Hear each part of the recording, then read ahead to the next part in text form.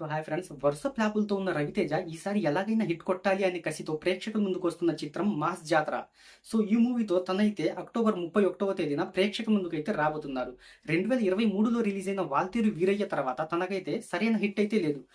ఆ తర్వాత తను నటించిన తన లేటెస్ట్ మూవీస్ వచ్చేసరికి Ravanasura, Tiger Nageswara Rao, Mister Bachchan box office దగ్గర డిజాస్టర్స్ గా నిలిచాయి. సో ఇప్పుడు లేటెస్ట్ గా ఎలాగైనా హిట్ కొట్టాలి అనే కసితో ఈ మూవీతో మాస్ జాతర అనే మూవీతో ప్రేక్షకుల ముందుకైతే రాబోతున్నారు. ఈ మూవీ బడ్జెట్ ఎంతో ఒకసారి అయితే మనమైతే చూసుకుందాం. ఈ మూవీని వచ్చేతలకి రవితేజ కెరీర్ లో 75వ చిత్రంగా ప్రేక్షకుల ముందుకైతే రాబోతుంది.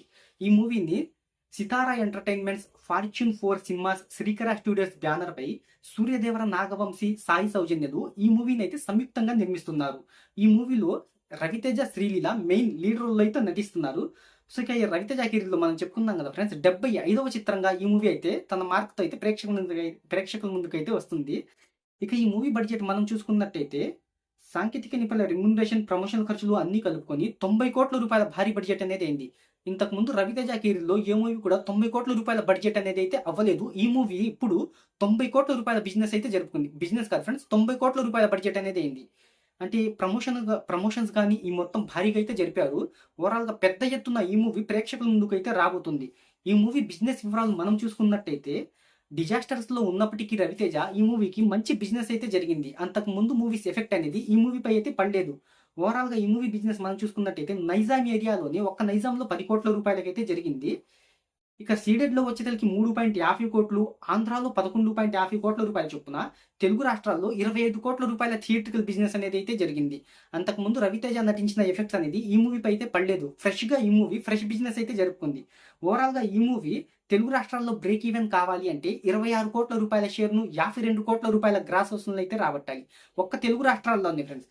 ఇక ఇతర రాష్ట్రాల విషయానికి వస్తే ఫ్రెండ్స్, అంటే ఇతర రాష్ట్రాలు కర్ణాటక ప్లస్ రెస్ట్ ఆఫ్ ఇండియాలో వచ్చేదానికి 2 కోట్లు, ఓవర్సీస్లో వచ్చేదానికి 3 కోట్ల రూపాయల చొప్పున వరల్డ్ వైడ్గా 30 కోట్ల రూపాయల థియేట్రికల్ బిజినెస్ అనేది అయితే జరిగింది. ఓవరాల్గా ప్రపంచవ్యాప్తంగా 30 కోట్ల రూపాయల థియేట్రికల్ బిజినెస్ అంటే రీజనబుల్ బిజినెస్ ఫ్రెండ్స్. రవితేజకి హిట్ టాక్ కనుక వస్తే ఈ మార్క్ అనేది సింపుల్గా దాటేస్తుంది. సో ఓవరాల్గా ఈ మూవీ వరల్డ్ వైడ్గా బ్రేక్ ఈవెన్ కావాలి అంటే 32 కోట్ల రూపాయల షేర్ను, 65 కోట్ల రూపాయల గ్రాస్ వసూలు అయితే రాబట్టాలి. ఈజీగా ఫ్రెండ్స్ ఈ మూవీకి కొద్దిగా హిట్ టాక్ వచ్చేసినా కూడా సింపుల్గా ఈ 32 కోట్ల రూపాయల షేర్ను, 65 కోట్ల రూపాయల గ్రాస్ను రాబట్టి పక్కన పెట్టేస్తుంది. సో ఓవరాల్గా అంటే చాలా చిన్న టార్గెట్ ఫ్రెండ్స్. 90 కోట్ల రూపాయల బడ్జెట్ అయినా కూడా, అంటే ఇప్పుడు నాన్ థియేట్రికల్ బిజినెస్ అనేది కూడా బాగానే జరిగింది. దాని ద్వారా ప్రొడ్యూసర్స్ అయితే సేఫ్ జోన్లోకి అయితే వచ్చేసారు. సో ఈ టార్గెట్ ఉంది కదా ఫ్రెండ్స్, 32 కోట్ల రూపాయల షేర్, 64 కోట్ల రూపాయల గ్రాస్ అనేది. సో రాబడుతుందో లేదో అని మీరేమనుకుంటున్నారు కింద కామెంట్లో అయితే తెలియజేయండి. మరిన్ని బాక్స్ ఆఫీస్ విషయాల కోసం మన ఛానల్ అయితే సబ్స్క్రైబ్ చేసుకోండి. కొద్దిగా వీడియోని లైక్ చేయకపోయినట్టయితే లైక్ చేయండి ఫ్రెండ్స్, నాకు కూడా బూస్ట్ అయితే వచ్చింది. Thank you.